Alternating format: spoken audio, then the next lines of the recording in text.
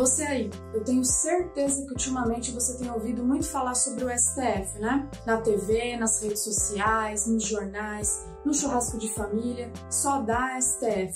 Mas você sabe o que ele realmente significa para o Brasil e como ele funciona? Meu objetivo aqui com esse vídeo é te explicar o papel do STF no nosso país de uma forma descomplicada, para que você que não é do mundo jurídico passe a entender melhor tudo que vem sendo informado pela mídia nos últimos anos e que às vezes é motivo de discussões calorosas. Então, desde já, eu quero aproveitar esse momento inicial para te pedir para deixar o seu joinha se de alguma forma eu conseguir contribuir para o seu entendimento sobre o assunto. E também não deixar de se inscrever aqui no nosso canal do YouTube, se quiser continuar recebendo mais vídeos como esse aqui todas as quintas-feiras. Para aqueles que são novos por aqui, prazer! Eu sou a Mariana Polido, advogada da Duarte Moral Advogados. E se você quiser saber um pouco mais sobre nós, é só acessar o site, o duartemoral.com, e também as nossas redes sociais. Nós estamos tanto no Facebook quanto no Instagram, no Duarte Moral ADV.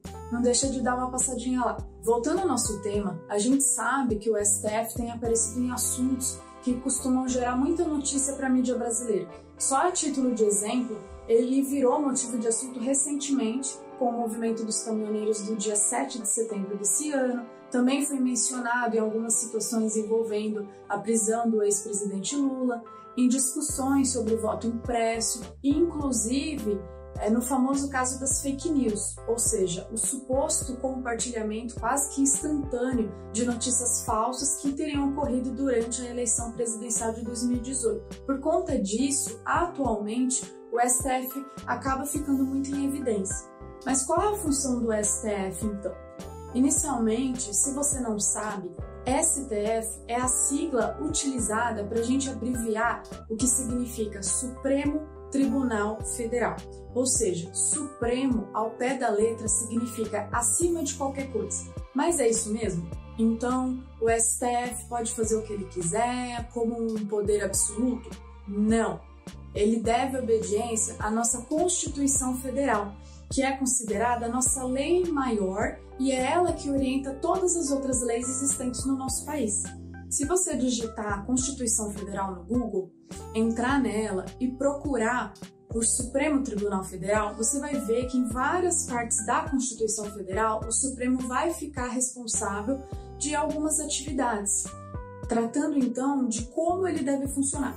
Para você que não é da área jurídica, pode ser que você não entenda muita coisa do que está escrito lá, mas você vai perceber que tem um artigo da Constituição, mais especificamente o artigo 92, que vai dizer que o STF é um órgão que pertence ao Poder Judiciário. O Poder Judiciário é um dos poderes que está dentro da nossa democracia. Em outras palavras, em uma democracia, seja no Brasil ou em qualquer outro país que utilize esse regime político, existem 3 poderes. Então, o Poder Judiciário é um dos poderes em que o STF faz parte dele. O Poder Legislativo é um dos poderes em que o Congresso Nacional faz parte. E o Poder Executivo é onde o Presidente da República faz parte. Mas não é só isso. Então, o que eu quero te dizer é que no Poder Judiciário vão existir outros órgãos e representantes, além do STF. Um dos exemplos é o STJ, o Superior Tribunal de Justiça. Assim como nos outros poderes, por exemplo, no Executivo, em que além do Presidente da República, a gente tem os nossos governadores e os prefeitos. Então, como você pode ver, na verdade existe uma divisão de poderes, onde cada poder tem determinadas responsabilidades perante a população. Esses poderes, eles são independentes e harmônicos entre si. Por isso, cada poder é responsável por fiscalizar a atividade do outro, justamente por não existir uma relação de hierarquia ou subordinação entre eles. E como a gente sabe tudo isso, tá tudo escrito na Constituição Federal.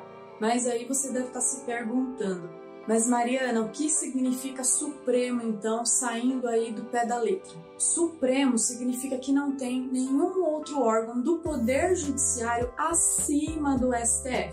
Assim como no Poder Legislativo não tem ninguém acima do Congresso Nacional.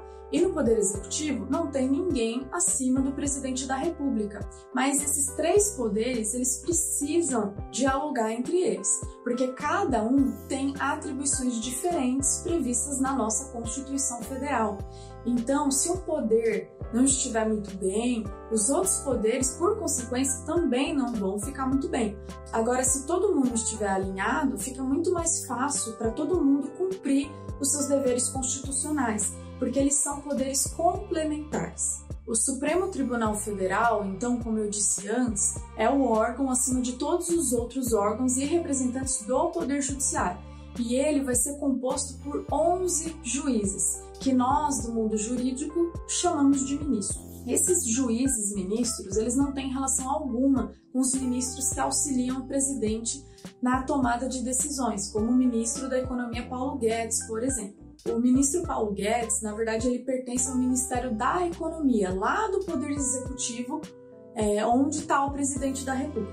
Esses 11 juízes, então, do STF, eles são responsáveis por defender o cumprimento da Constituição Federal.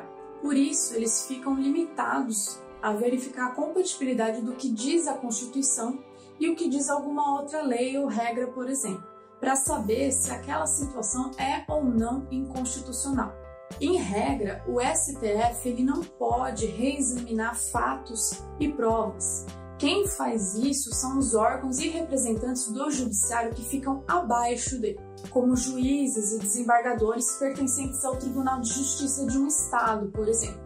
Somente em alguns casos, a título de exceção, que estão previstos na Constituição e alguns entendimentos do próprio STF, é que ele vai ficar responsável por analisar provas, como, por exemplo, em situações em que o político tem foro privilegiado, ou seja, uma situação em que o político só pode ser julgado no STF e não em um outro órgão abaixo dele. E como funciona, então, o processo de seleção de um ministro? Para ser ministro do STF, é necessário ser indicado pelo presidente da República, mas tudo de acordo com os requisitos estabelecidos na nossa Constituição Federal. Ou seja, a pessoa indicada, ela precisa ter um conhecimento jurídico que seja considerado notório, ser considerada um cidadão exemplar, ser brasileira nata, entre 35 e 65 anos, e o mais curioso é que não é necessário ter formação em direito. Se a pessoa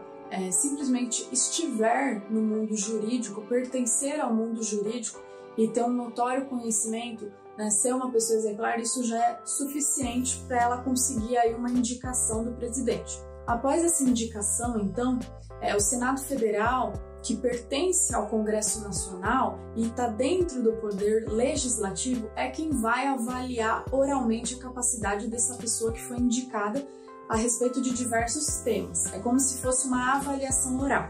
Feita essa avaliação, o Poder Legislativo é quem vai realizar também as votações, para dizer se o indicado está aprovado ou não. A partir do momento que essa pessoa indicada assume o cargo, ele é vitalício. Significa, então, que enquanto essa pessoa não pedir aposentadoria ou vir a óbito, ela pode ficar nesse cargo. Ela somente é trocada nessas condições que eu falei anteriormente ou em caso de impeachment, ou seja, quando ocorre um fato que dá motivo para que seja aberta votações no Congresso Nacional, que passe então a funcionar como um tribunal, embora ele não seja o Poder Judiciário. Trata-se, nesse caso, na verdade, de uma exceção prevista na nossa Constituição. O maior exemplo que a gente tem recente é o impeachment da nossa ex-presidente Dilma Rousseff. Resumindo, então, qual é a importância do STF para o Brasil? Qual é o papel dele no nosso país? O STF ele é uma espécie de representante do povo, porque a Constituição Federal é quem faz cumprir direitos e deveres em benefício da população brasileira.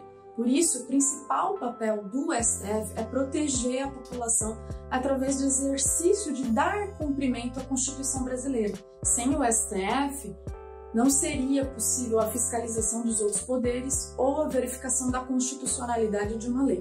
Então é isso. Se você gostou desse vídeo, Não esquece de dar aqui o seu joinha e de se inscrever no nosso canal do YouTube, ativando o sininho para continuar recebendo mais vídeos como esse todas as quintas-feiras. Nós estamos nas redes sociais, tanto no Facebook, no Instagram, no Duarte Moral ADV e também lá no nosso site, no duartemoral.com. Todas as nossas informações de contato estão na descrição desse vídeo. Não deixa de dar uma olhadinha lá, tá bom? Vejo vocês em breve.